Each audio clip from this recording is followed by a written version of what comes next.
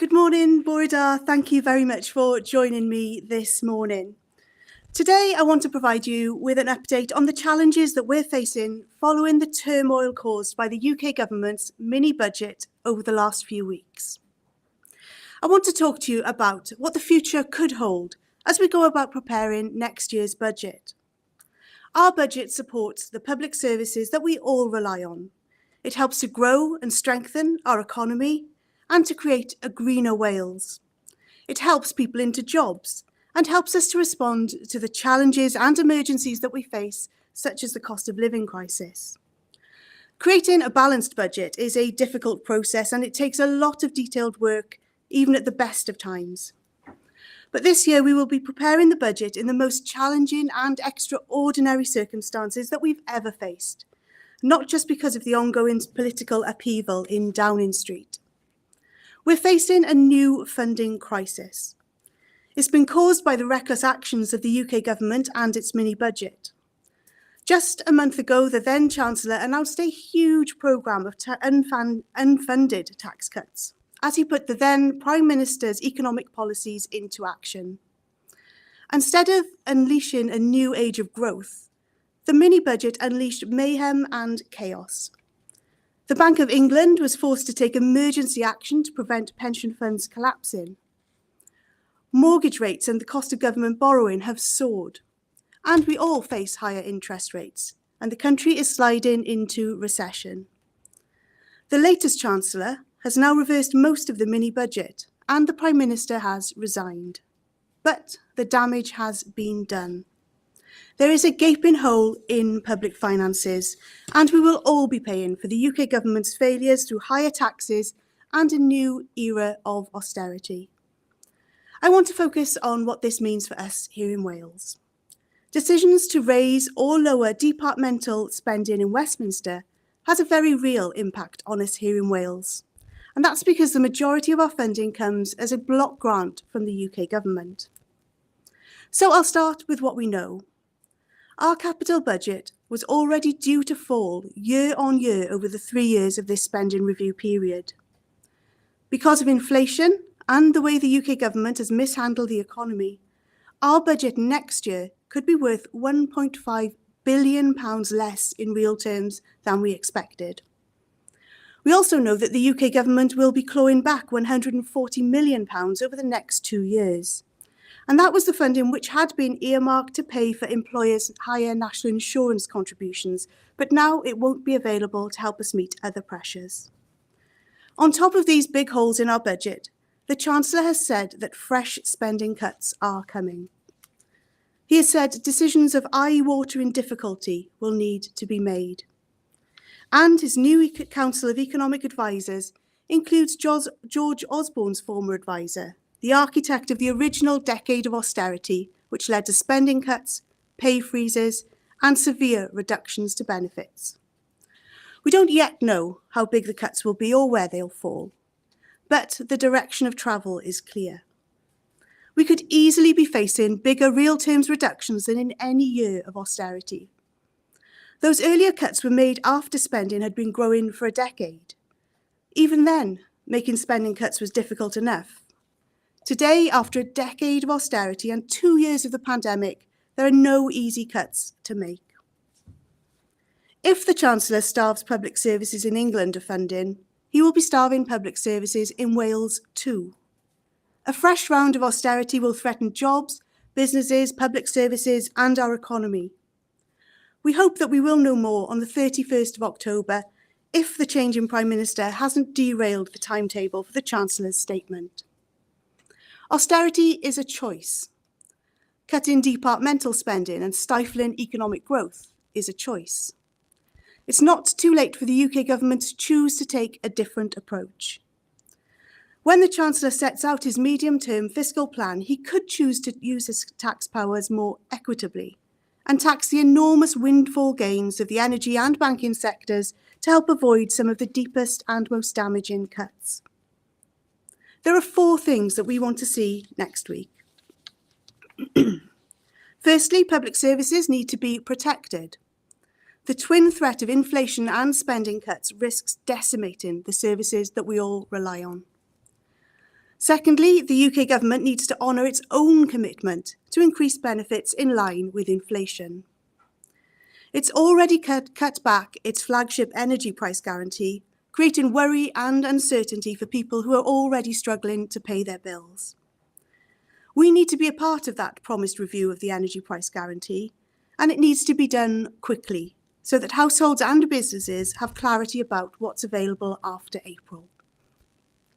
The targeted support needs to be given to those who need the help the most, and that's absolutely nothing less than a necessity. Thirdly, we need to see a real plan for economic growth, not the fallacy of trickle-down economics. We need to see a boost to infrastructure investment to stimulate the economy, including green investment. And I am deeply concerned that we have yet another UK government which is absolutely silent on the climate emergency that we're all facing. And finally, we repeat our calls for the Welsh Government's borrowing powers to be increased to give us more flexibility to deal with the crisis. Over the course of the next few weeks, I'll be working hard to create a balanced budget.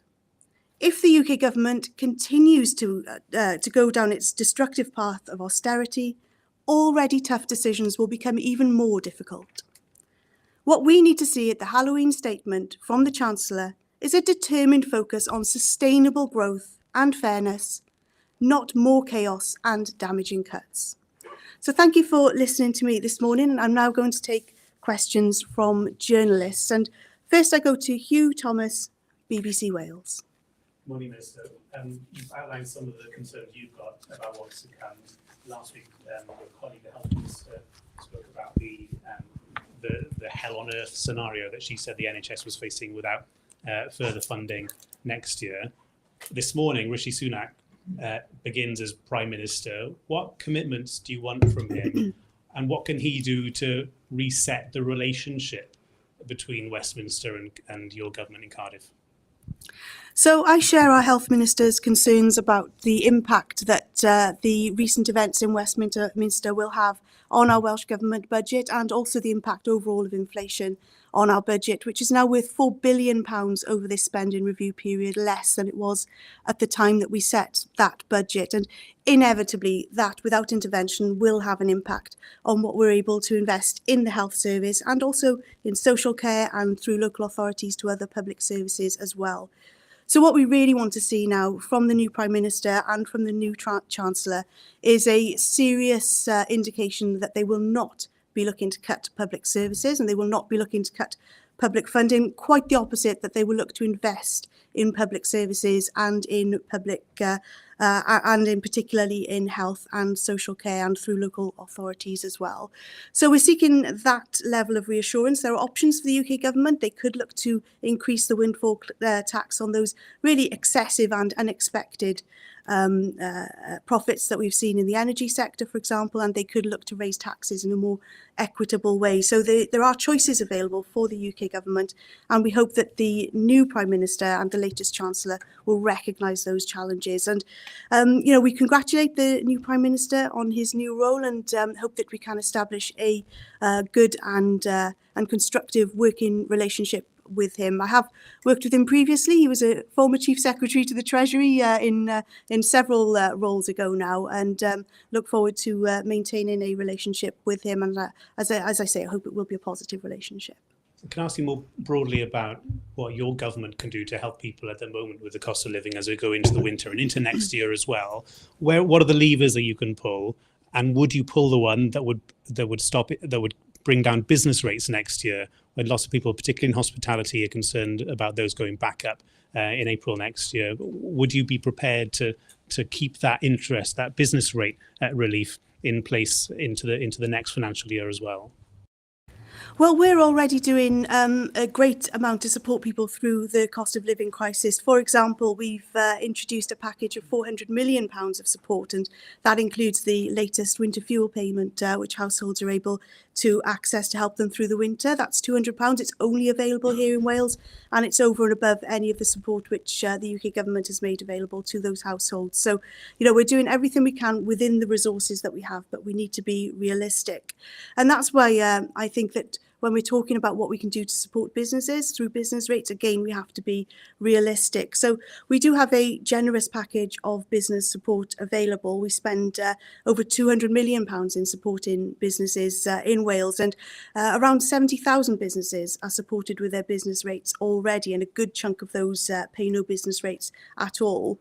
But yes, if the UK government does intend to take action in this space, we would warmly welcome that, and then use consequential funding in a considered way to see what more we can do to support businesses. But we had a debate on this exact subject in the Cynhadledd just last week, and I heard very strongly those calls for additional support in the realm of business rates. But I think we need to see the other side of that as well. So where do we divert funding from to support business rates and to make a greater intervention than we already do in business rates? Because that's the side of the issue that I wasn't hearing from colleagues in the Senedd. Bearing in mind, next year our budget will be worth £1.5 billion less already as a result of inflation. But obviously we're keen to explore what more we can do within the resources that we have available to us. So now we go to Dan Bevan, Global. Thank you, Minister. Good morning. We've spoken with several council leaders and councillors with the portfolio of finance.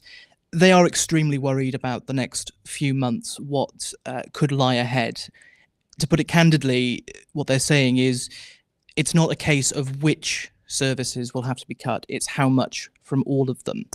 Given how important council services are to their communities, to public health, to put it rather bluntly, are lives at risk because of these cuts? So I absolutely share those concerns that local government leaders have universally shared with me in respect of their budget for both this financial year and also the 2 years which follow. At the spending review which we undertook, we did give local government a generous settlement. It was very warmly welcomed at the time, an increase of over 9%, but the story has changed a great deal since that point, and local government is reporting big holes in funding in terms of the services which they need to provide. So yes, I do share the concerns that local government has. We work in social partnership here in Wales, so I have a really strong relationship with local government leaders. We meet very frequently. We have fortnightly meetings with other ministers, but then I meet myself with them at least weekly in various forums as well. And they take every opportunity to impress upon me the gaps that they have in their public finances at the moment. And we use that evidence then as we try to make the case to the UK government for further support for public services. But at the moment, things are going to be difficult. So if there is no further funding, and if we actually receive a cut to our funding, as we are potentially expecting on the 31st of October, then inevitably there will be cuts to public services and the inevitable job losses which follow that. And of course, you end up in a cycle where those people then potentially need to rely on public services, which find themselves under greater pressure, which is exactly not the cycle that we want to be getting into, which again is why we impress upon the UK government the need to invest in public services. So do you believe that lives or indeed livelihoods are at risk by all of this? I don't want to use, inflammatory language or concern people unduly, but I think that it is inevitable at this point that services will be cut, and obviously people do depend on those services. Of course, it doesn't have to happen. Chancellor's making a statement on the 31st of October where he could invest in public services and help public services through this difficult period. But at this point in time, as I say, our budget is worth so much less next year. Local government is experiencing exactly the same thing. So they will be making incredibly difficult choices about the services which they prioritise, as will we in Welsh Government as well. So I think that the budget that we're preparing now as we move towards publishing our budget in December will be a very different budget to those which we prepared in recent years, where we've been allocating additional funding. This will be a budget about reprioritising and moving potentially money away from some of the things that we would love to keep on doing. If I could just get a second question in, Minister. A lot was made of the fact that Liz Truss, in her short tenureship, didn't call the First Minister, which is a tradition after taking office. Is that important? If so, why? And do you hope that Rishi Sunak picks up the phone this afternoon? I certainly do hope that the new Prime Minister makes contact with our First Minister at the earliest possible opportunity after he becomes formally the Prime Minister, because I do think that it demonstrates a willingness to work together for people. At the end of the day, that's what people want. They want governments which work and collaborate effectively for their benefit, which I think is the appropriate thing to do. And it also, of course, shows respect to devolution and to devolved governments. So I would certainly hope that the First Minister would receive an early phone call. Okay, so we'll move now to Brad Williams, ITV Wales. Thank you, Minister. Do you think Mr Sunak will provide stability that your party, Labour, says the country needs?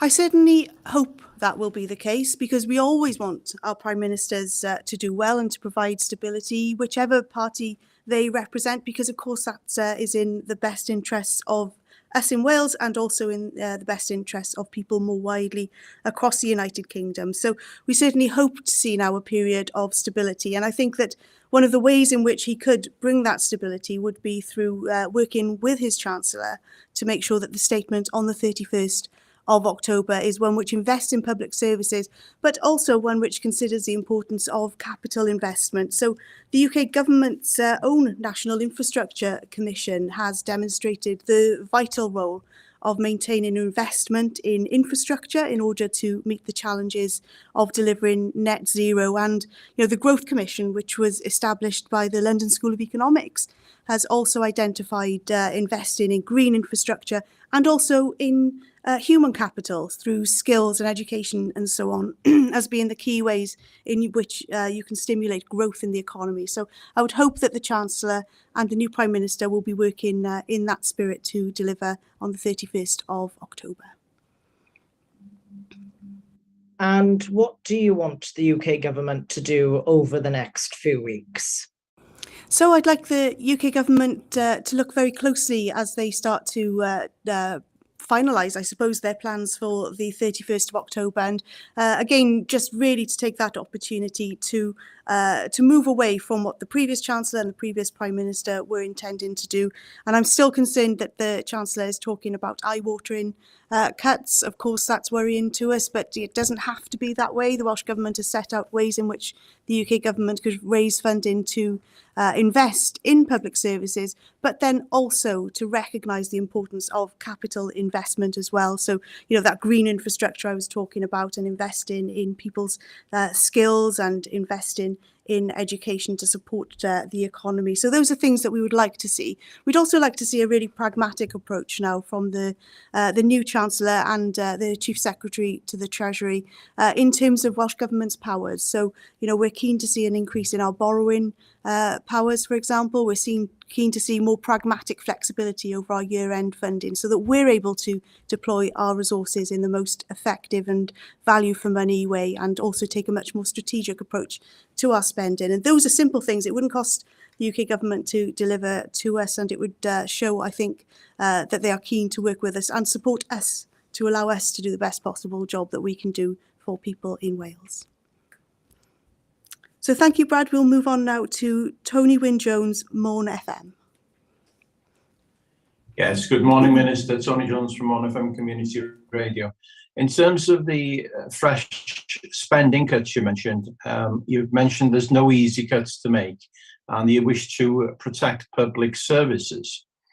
And public services, of course, have been cutting and cutting and cutting over the years. How will you prioritise cuts so that local authorities in Wales, actually don't lose those essential services that have to be maintained? Will there be a transfer of emphasis in terms of moving the burden onto the private sector and windfall tax, for instance?